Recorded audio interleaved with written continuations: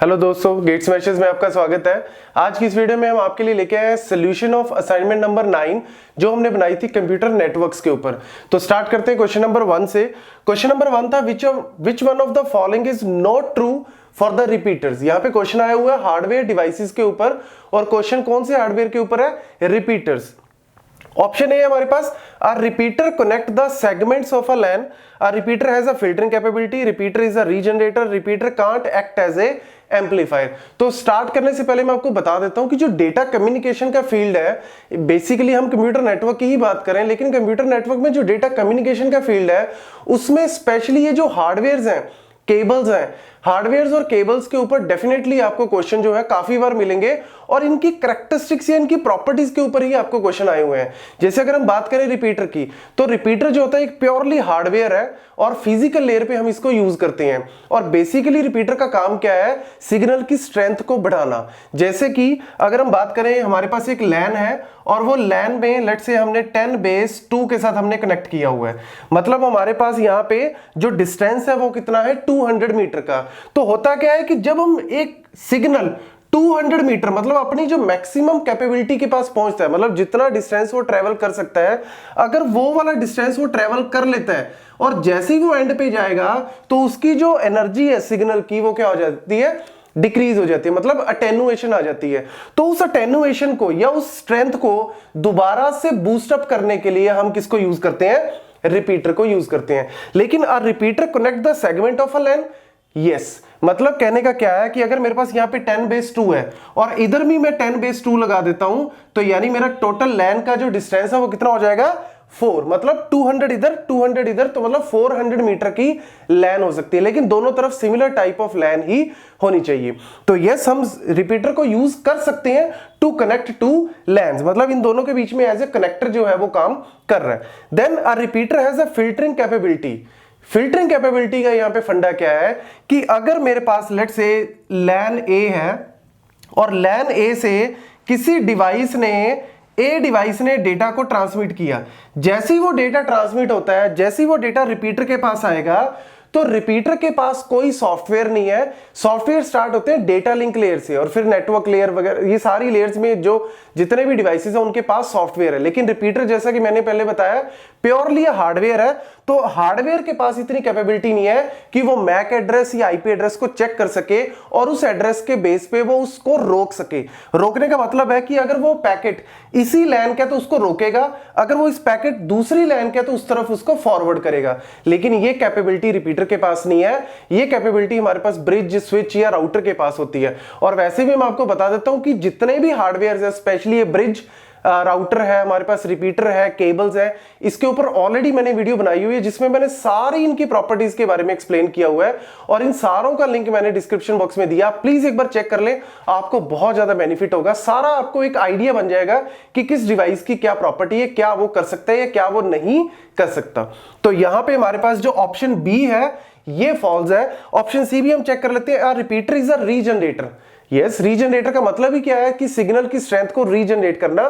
So yes, it is a regenerator. A repeater can not act as a amplifier. ये गलत है। Repeater can act as a amplifier. Amplifier का मतलब भी क्या होता है? सिग्नल को एम्पलीफाई करना, उसकी जो एनर्जी है उसको एम्पलीफाई करना। लेकिन हम जनरली एम्पलीफायर और रिपीटर को अलग अलग मानते हैं। रीजन उसका क्या है? एम्पलीफायर का मतलब क्या होता है? एक सिंपल से एग्जांपल से मैं आपको बता देता हूं कि अगर सिग्नल की स्ट्रेंथ लेट से x है, तो एम्पलीफायर हो सकता है उसको 2x 3x में कन्वर्ट कर दे, मतलब उसकी जो एनर्जी है 2 गुना 3 गुना कर दे।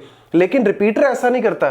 रिपीटर का काम क्या है? अगर x जो है ओरिजिनल स्ट्रेंथ है और डिस्टेंस ट्रेवल करते करते उसकी जो स्ट्रेंथ है वो x/2 होगी या x/4 होगी, मतलब कम हो गई, तो रिपीटर क्या करेगा? x तक ही करेगा, मतलब वो मैक्सिमम कितनी करेगा? x के बराबर, जो उसकी ओरिजिनल स्ट्रेंथ है उसके बराबर करता है। तो yes, it can act as a amplifier but it is not exactly as a amplifier. तो हमारी जो ऑप्शन है वो यही कह रही है, रिपीटर कैन नॉट एक्ट, नहीं, repeater can act as a amplifier. तो ऑप्शन जो बी है that is incorrect. Next is question number 2। Question number 2 है हमारे पास, the bit stream this is transmitted using a CRC method using a generator polynomial x cube plus 1 which one of the following is representing the transmitting bit string।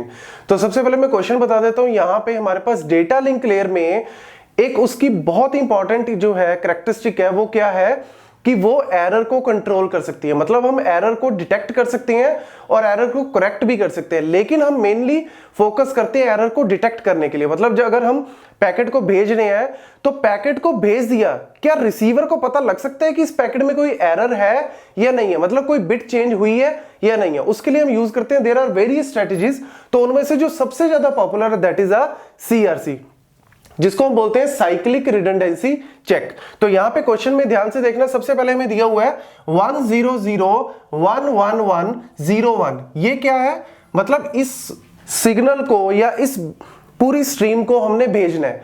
तो जब भी हम एक data को भेजते हैं, उस डेटा को हमें उसके साथ कुछ बिट्स पैड करनी पड़ती हैं। वो बिट्स क्यों पैड करते हैं, ताकि हम उन बिट्स की हेल्प से पता लगा सकें कि क्या कोई चेंज हुई है बिट या नहीं हुई। तो अगर हम बात करते हैं CRC की, तो CRC में यहां पे क्या होता है, कई बार ना इस तरीके से हमें दिया होता है पॉलिनोमियल।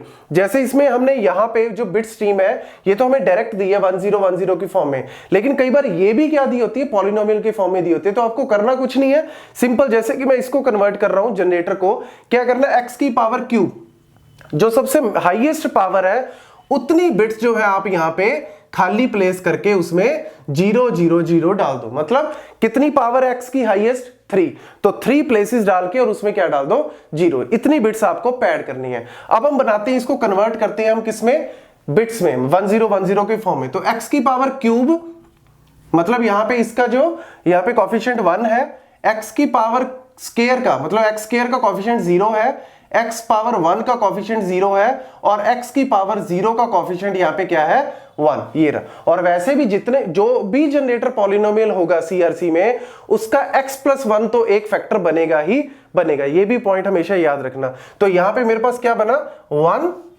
0 0 1, तो 1 0 0 1। यहां पे हमारे पास ये जो है वो, इसको हम बोल सकते हैं एज ए डिवाइजर, मतलब इससे हमें डिवाइड करना है इस पूरी स्ट्रिंग को और हमें फाइंड करना है कि रिमाइंडर क्या आएगा, और उस रिमाइंडर को हम यहाँ पे पैड करते हैं और ये बन जाती है हमारी फाइनल स्ट्रिंग जो हमें रिसीवर को भेजनी है। तो अगर आपको एक और पॉइंट यहाँ पे बता देता हूं कि कई बार हमें ये और ये दिया होता है, तो आपको यहाँ पे नंबर ऑफ बिट्स जो है जनरेटर में कितनी है, 4, तो यहाँ पे 4 ऐड नहीं करनी, कितनी ऐड करनी है, 3 बिट ऐड करनी है, जो नंबर ऑफ बिट्स दिए हो उसमें से एक कम। और अगर आपके पास यहाँ पे पॉलिनोमियल की पावर दी हो तो उस मैक्सिमम पावर की वैल्यू जो है आप डायरेक्ट यहाँ पे उतनी बिट्स ही आप पैड कर दो, क्योंकि यहाँ पे +1 एक्स्ट्रा है तो इसीलिए यहाँ पे ये वैल्यू जो है वो 4 बिट की आ रही है। तो अब करना क्या, आपको हमेशा लीडिंग 1 से स्टार्ट करना है। लीडिंग 1 का मतलब है हमने यहाँ पे लीडिंग 1 जो है स्टार्ट किया, तो अब यहाँ पे एक्सॉर ऑपरेशन परफॉर्म किया, तो 1 1 पे 0 0 0 0, क्योंकि एक्सॉर में क्या होता है, सेम पे वो हमेशा 0 देता है, डिफरेंट बिट पे रिजल्ट क्या होता है, 1 होता है। तो ये सारा क्या हो गया, 0। अब हम ऊपर से कॉल करते हैं कितनी बिट, 4 ही हमें कॉल करनी पड़ेगी, 1 1 0 1, क्योंकि हमेशा लीडिंग 1 मतलब पहली बिट 1 होनी चाहिए, उसी से ही स्टार्ट करना है। तो अब आपके पास नेक्स्ट क्या आता है, 1 0 0 1, एज इट इज इसको लिख दो। अब अगेन यहाँ पे एक्सॉर लगाया तो 1 1 0 1 0 1 0 0 0 1 1 0, तो ये क्या बन गया, 0 1 0 0। और हमेशा लीडिंग 1 से ही स्टार्ट करना है, तो 1 0 0, लेकिन हमारे पास जो डिवाइजर है 4 बिट का, तो एक बिट हम ऊपर से अगेन कॉल कर लेते हैं, तो वो क्या बनी, 0, तो 1 फॉलोड बाय 0 0 0। अब हम इसको अगेन यहाँ पे लिखते हैं 1 0 0 1 0 0 0 1। एक्सॉर किया तो सिंपली बस आपको एक्सॉर करना, थोड़ा ध्यान से करना। कई बार क्या होता है जल्दबाजी में सिंपल क्वेश्चन भी गलत हो जाता है, तो उसकी वजह से बहुत प्रॉब्लम होती है, तो इसीलिए बड़ा ध्यान से आपको एक्सॉर करना है। अब हमारे पास हमेशा लीडिंग 1 से स्टार्ट करना है, तो लीडिंग 1 का मतलब है कि नेक्स्ट जो 2 बिट्स है उनको आपको डेफिनेटली कॉल करना ही पड़ेगा। तो यानी अब आपके पास जो लास्ट में रिमाइंडर क्या बचा, 1 0 0, तो आप इसको डिवाइड कर ही नहीं सकते, क्योंकि जो डिवाइजर है वो 4 का है और रिमाइंडर हमारे पास 3 बचा, और वैसे भी सारी स्ट्रिंग जो है खत्म हो गई है। तो अब हमेशा जब भी आप रिमाइंडर लिखते हो तो पीछे से स्टार्ट करना, काउंट करना, तो कितनी बिट्स का रिमाइंडर है या कितनी बिट्स आपको पैड करनी है, 3, तो लास्ट की 3 बिट्स आप उठा लो। कौन कौन सी है, 0 0 1, मतलब 1 0 0 इसको उठा लो और 1 0 0 को यहाँ पे पैड कर दो, तो ये क्या बन गया, 1 0 0 1 1 1 0 1, ये तो ओरिजिनल ही था, और साथ में 1 0 0 जो है हमने पैड कर दिया। तो ये जो है फाइनल स्ट्रिंग बनेगी जो हम रिसीवर को भेजेंगे। तो अगर आप ध्यान से देखो तो ऑप्शन जो है हमारे पास, ऑप्शन ए ऑप्शन ए जो है यहाँ पे राइट बैठ रहा है। तो इसको जब आप सेंड करोगे रिसीवर को तो रिसीवर भी सेम मेथड फॉलो करेगा। तो अगर कोई भी बिट चेंज नहीं हुई होगी तो रिमाइंडर क्या आएगा 0, और अगर रिमाइंडर 0 नहीं आ रहा सारा तो डेफिनेटली कोई ना कोई चेंज हुआ है, तो मतलब हम एरर को डिटेक्ट कर सकते हैं। तो इस तरीके से जो है वो CRC काम करते हैं। Next is question number 3। Question number 3 हमारे पास है a go back and ARQ and selective repeat ARQ are using a 4-bit and 7-bit respectively to represent the sequence number. What is the size of their senders window? तो question सबसे पहले मैं आपको बता देता हूं कि डेटा लिंक लेयर में से आया हुआ है, और डेटा लिंक लेयर में हमारे पास होते हैं फ्लो कंट्रोल एल्गोरिदम्स, जिसमें हमारे पास है सबसे पहले stop and wait, go back and selective repeat. और इन तीनों ही जो इंपॉर्टेंट फ्लो कंट्रोल एल्गोरिथम्स है, इनके ऊपर या तो न्यूमेरिकल्स पॉसिबल है जिसमें लाइक राउंड ट्रिप टाइम दिया है, या आपको प्रोपेगेशन टाइम दिया है, ट्रांसमिशन टाइम दिया है, विंडो साइज दिया है, और आपको एफिशिएंसी निकालनी है, या इनके थ्रूपुट के बारे में है, या फिर जो होता है ये एक्चुअल में थ्योरेटिकल वाले क्वेश्चन जो है वो एनटीए नेट में ज्यादा टारगेट करते हैं, और जो न्यूमेरिकल वाले क्वेश्चन होते हैं वो जनरली गेट में टारगेट करते हैं। लेकिन आपको दोनों ही करके जाने हैं, और स्पेशली आप गेट के जो प्रीवियस ईयर के क्वेश्चंस है ना जो इनके ऊपर आए हुए हैं वो एक बार जरूर पढ़ के जाएं, क्योंकि कई बार वो क्वेश्चन एज इट इज ही आ जाते हैं। ये बहुत बार हो चुका है कि एनटीए नेट में प्रीवियस ईयर के गेट क्वेश्चंस जो है वो ऑलरेडी आए हुए हैं और एज इट इज, बिल्कुल एज इट इज आए हुए हैं। तो यहां पे अगर हम क्वेश्चन की बात करें, इसमें दोनों ही गो बैक एन और सिलेक्टिव रिपीट के बारे में क्वेश्चन है, और इसमें दिया क्या हुआ है कि 4 बिट का है और 7 बिट का है। अगर हम गो बैक एन की बात करें GBN, तो इसमें बेसिकली जो n होता है वो n रिप्रेजेंट करता है विंडो का साइज। तो यहां पे जो go back N ARQ protocol है उसमें दिया हुआ है कि जो विंडो का साइज हम 4 बिट से रिप्रेजेंट करते हैं। जब भी आपको कोई नंबर आए कि लाइक इस चीज को हम 4 बिट से रिप्रेजेंट करते हैं तो टोटल वैल्यू क्या होगी, हमेशा याद रखना 2 उसका वैल्यू। मतलब कई बार हम कह देते हैं कि जैसे ऑपरेटिंग सिस्टम में हम बोलते हैं कि पेज साइज जो है उसको हम रिप्रेजेंट करते हैं 8 बिट से, तो यानी पेज साइज मतलब 8 बिट नहीं है, पेज साइज कितना हो गया 2 8। तकरीबन ये बहुत बार इस टाइप का क्वेश्चन आता होता है या स्टेटमेंट में दिया होता है, तो हमेशा याद रखना 4 बिट से रिप्रेजेंट कर रहे हैं, तो यानी 4 बिट का मतलब ये नहीं कि उसका साइज 4 बिट है, साइज तो हम हमेशा 2 में निकालते हैं। कई बार ऐसे भी दे सकते हैं कि लाइक आपको साइज जो है वो 16 बिट का है, या साइज जो है वो 16 से रिप्रेजेंट कर रहे हैं, और कितनी बिट्स लगेंगी रिप्रेजेंट करने के लिए, तो आप इसको लॉग लेके इसको कर सकते हो, मतलब ये लॉग बन जाएगा। और अगर हम वैल्यू दी हुई है तो आप उसका 2 कर दो। तो गो बैक एन की अगर हम बात करें तो जो सेंडर विंडो साइज है प्लस रिसीवर विंडो साइज है, sender window size plus receiver window size is always less than equal to available sequence numbers. मतलब हमारे पास जितने भी सीक्वेंस नंबर्स अवेलेबल हैं वो हमेशा ज्यादा या बराबर होंगे किससे, sender window size plus receiver window size. ये हर एक के केस में याद रखना, गो बैक एन में भी सेलेक्टिव रिपीट में भी। तो यहां पे अगर हम बात करें 4 मतलब 4 बिट से हम रिप्रेजेंट करें तो कितने सीक्वेंस नंबर्स बनेंगे, 16 सीक्वेंस नंबर्स बनेंगे। और दूसरा पॉइंट यहां पे जो बहुत इंपॉर्टेंट है कि रिसीवर विंडो का साइज गो बैक एन में फिक्स है, वो क्या है 1। तो यानी यहां पे हम कैसे कह सकते हैं कि कितना बना, सेंडर की विंडो का साइज 15, तो 15 + 1 क्या हो गया 16। अदरवाइज आप डायरेक्ट फॉर्मूला भी याद रख सकते हो, फॉर्मूला क्या है 2n -1। 2n-1 is the sender window size in go back n। और अगर हम बात करें सेलेक्टिव रिपीट की तो सेलेक्टिव रिपीट में फॉर्मूला होता है 2n-1। मतलब सेंडर का भी यही है और रिसीवर का भी यही है, क्योंकि सेंडर और विंडो, सेंडर का और रिसीवर की विंडो का साइज बराबर होता है किसमें, सेलेक्टिव रिपीट में। लेकिन गो बैक एन में फिक्स है रिसीवर का 1, तो 2n-1 यानी 15 बना क्या, सेंडर का विंडो साइज। अगर हम बात करें अब सिलेक्टिव रिपीट की तो उसमें हमारे पास नंबर ऑफ बिट्स कितनी है रिप्रेजेंट कर रही है जो सीक्वेंस नंबर्स को 7, तो टोटल सीक्वेंस नंबर्स कितने हुए 2^7 दैट इज 128। तो यानी सेंडर विंडो साइज और रिसीवर विंडो साइज बराबर होता है किसमें, सेलेक्टिव रिपीट में अभी बताया।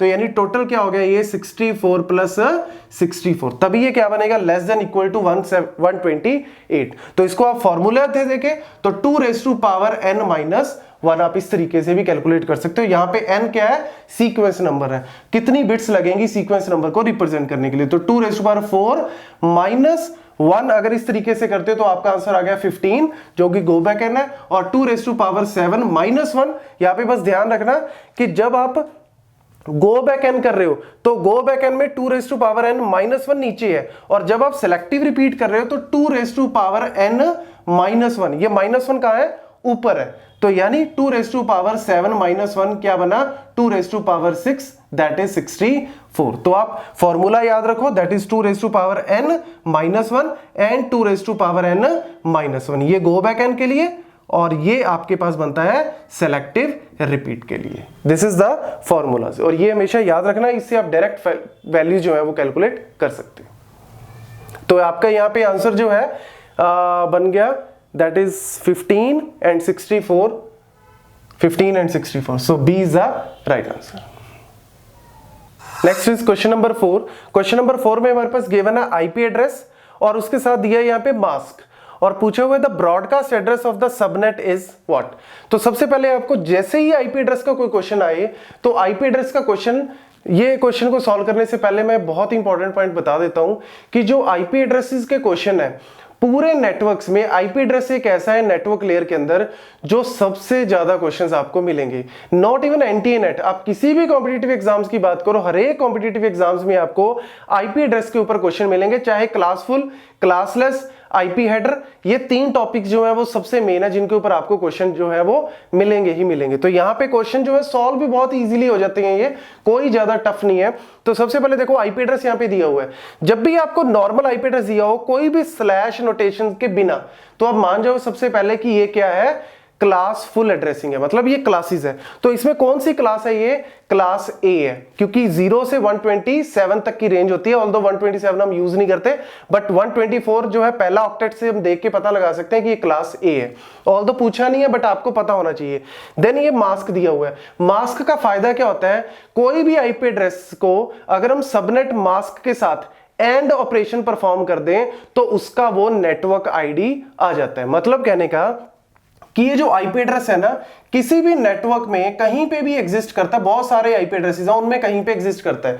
तो अगर मुझे इस नेटवर्क की आईडी निकालनी हो या इस सबनेट की आईडी निकालनी हो, तो इस सबनेट की आईडी हम कैसे निकालेंगे, आप मास्क के साथ ऐड कर दो, तो 124.133.112.66 को 255.255.254.0 के साथ जब आप एंड करोगे, तो एंड करने के लिए आपको यहाँ पे थोड़ा सा इन बिट्स को खोलना पड़ेगा, मतलब इसको बाइनरी में रिप्रेजेंट करना पड़ेगा।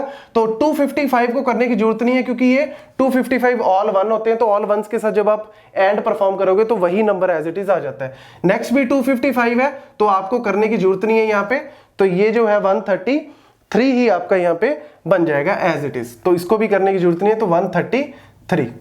नेक्स्ट आपको करना पड़ेगा तो 112 112 का मतलब क्या होता है, 0 1 1 1 0 0 1 2 3 4 5 6 7 8। देन 224 क्या होता है, 1 1 1 0 0 0 0 0।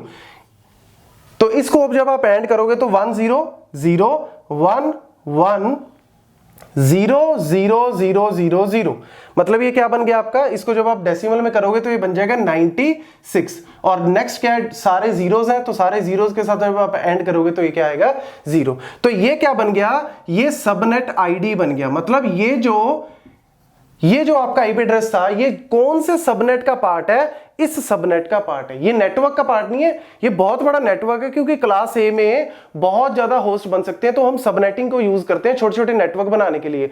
तो पूरे नेटवर्क का तो एड्रेस 124.0.0.0 ही बनेगा, लेकिन ये जो है वो सबनेट आईडी जो है, मतलब ये जो आईपी एड्रेस है वो किस सबनेट से बिलोंग करता है, इस सबनेट से बिलोंग करता है। अब हमें क्या निकालना है, इस सबनेट का ब्रॉडकास्ट एड्रेस। ब्रॉडकास्ट एड्रेस क्या होता है, जनरली लास्ट एड्रेस होता है। लास्ट एड्रेस का मतलब क्या है, यहां पे आप सिंपली कैलकुलेट कर सकते हो, कैसे, 124.133.96। अगर आप 96 को ओपन करोगे तो क्या बनेगा, 0 1 1 0 0 1 2 3 4 5 6 7 8, यस, डॉट 0 0 0 0 0 0 0 0, इसको भी हमने एज इट इज लिख दिया। अब हमारे पास क्या है, जो हमारे पास दी होती है यहाँ पे सबनेट की बिट्स। सबनेट की बिट्स यहाँ पे कितनी है, 3, मतलब ये सारी क्या है, सबनेट की बिट्स है। और अगर हम बात करें यहाँ पे 0.011 मतलब 124.133.0 11, ये तो सारा किसको डिनोट कर रहा है, नेटवर्क को या सबनेट की आईडी को डिनोट कर रहा है। तो बाकी की सारी बिट्स को आप क्या कर दो, 1 1 कर दो ब्रॉडकास्ट एड्रेस बनाने के लिए। तो 11111111111। तो जब आप इसको ओवरऑल इसको डेसिमल में कन्वर्ट करोगे तो क्या बन जाएगा, 124.133 0 फॉलोड बाय 7 1 ये बन जाता है 127.255। तो ये इस सबनेट का ब्रॉडकास्ट एड्रेस जो है वो बन जाएगा। तो इस तरीके से आप इसको कैलकुलेट कर सकते हो। Next is question number 5, choose the false one, Diffie-Hellman protocol is a symmetric key, in RSA both keys are private, DES is a block cipher, AES symmetric key protocol. तो सबसे पहले मैं बता देता हूं ये क्वेश्चन आए हुए क्रिप्टोग्राफी में से, और क्रिप्टोग्राफी जो है वो पिछले कुछ टाइम से काफी बार इसके ऊपर क्वेश्चन आ रहे हैं, या आप ये भी कह सकते हो कि हर साल आपको इसके ऊपर क्वेश्चन मिलेंगे ही मिलेंगे। और इसमें सिलेबस बहुत ज्यादा नहीं है, बहुत ही लिमिटेड सा सिलेबस है। सिमेट्रिक की, एसिमेट्रिक की, दो ही है बेसिकली। सिमेट्रिक में हम सेम की के ऊपर बात करते हैं, एसिमेट्रिक में डिफरेंट कीज के ऊपर बात करते हैं। और ऑलरेडी मैंने सिमेट्रिक की, एसिमेट्रिक और इनके अंदर कोई भी जो क्वेश्चन गेट में या पिछली बार एंटीनेट में आया हुआ है उसको ऑलरेडी मैंने एक्सप्लेन किया हुआ है, और उनका लिंक भी मैंने डिस्क्रिप्शन बॉक्स में दिया हुआ, प्लीज उसको एक बार जरूर चेक कर लें। आपको पूरा आइडिया क्लियर हो जाएगा कि क्रिप्टोग्राफी हम क्यों यूज करते हैं, क्या उनमें हमारे पास मेथड्स हैं। तो सबसे पहले Diffie-Hellman protocol is a symmetric की। तो सबसे पहले अगर हम बात करें, Diffie-Hellman बेसिकली की एक्सचेंज के लिए हम यूज करते हैं, मतलब सिक्योरली अगर हमें की को एक्सचेंज करना है दो पार्टीज के बीच में, उसके लिए हम यूज करते हैं Diffie-Hellman। तो प्योरली तो ये सिमेट्रिक की में हम डायरेक्ट ऐसे बोल नहीं सकते, लेकिन अगर आप इनडायरेक्टली बोलो तो हम जो की एक दूसरे के बीच में शेयर करते हैं, मतलब एक सेंडर है और एक रिसीवर है, या कोई भी आप ले लो, दो एंटिटी हैं, उन दो एंटिटीज के बीच में अगर हम Diffie-Hellman को यूज करते हैं तो वो आपस में क्या शेयर करते हैं, एक कॉमन की। और वो कॉमन की मतलब क्या है, एक सिमेट्रिक की हम बात करते हैं यहां पे। तो मतलब Diffie-Hellman हम यूज करते हैं दो एंटिटीज के बीच में की को एक्सचेंज करने के लिए, लेकिन ये कौन सी की होती है, सिमेट्रिक की होती है। तो इसीलिए हम इसको जनरली कई बार बोल देते हैं कि सिमेट्रिक की। क्लियर। देन हमारे पास आता है next, in RSA both keys are private. ये क्लियर कट यहां पे रॉन्ग है। क्यों? क्योंकि RSA में both the keys are not private, एक पब्लिक होती है एक प्राइवेट होती है। So this is what the wrong. तो यहां पे फॉल्स वन पूछा हुआ है, तो आप इसको कई बार आपके माइंड में आएगा कि ए ऑप्शन भी फॉल्स हो सकती है, लेकिन मतलब डायरेक्टली अगर कई बार नहीं दिया होता तो इनडायरेक्टली जो है आप फाइंड आउट कर सकते हो, या आप ऐसे भी कह सकते हो कि दो ऑप्शन के बीच में से जो क्लियर कट आपको लग रहा है इनकरेक्ट, तो डेफिनेटली वही आपका आंसर होगा। लेकिन अगर हम बात करें Diffie-Hellman की, तो जो भी आप एक्सचेंज कर रहे हो वो एक्सचेंज क्या है, सिमेट्रिक की है। तो इसीलिए हम इसको इनडायरेक्टली बोल देते हैं कि ये यूज करते हैं हम सिमेट्रिक की के लिए।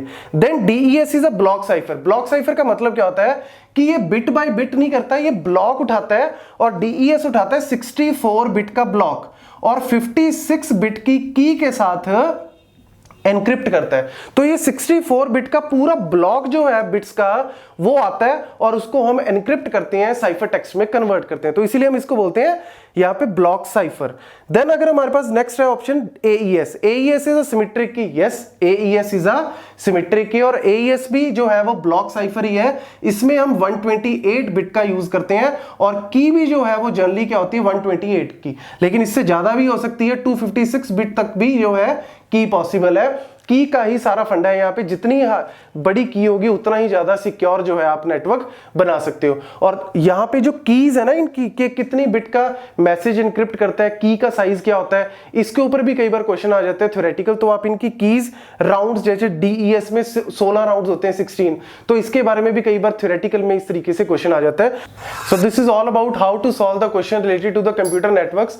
तो ये जो भी सोल्यूशन में हमने डिस्कस किया, सोल्यूशन का सबसे बड़ा बेनिफिट यही है कि आपको सिर्फ ये नहीं पता लग रहा कि इस क्वेश्चन को कैसे सॉल्व करना है या इस क्वेश्चन को कैसे सॉल्व करना है, इस क्वेश्चन के अलावा भी आपको पता लगेगा कि और भी इनसे हमारे पास 5-10 पॉइंट्स और आपके क्लियर होंगे, जो आपको further next type of questions को सॉल्व करने में हेल्प करेंगे। So thank you, all the very best.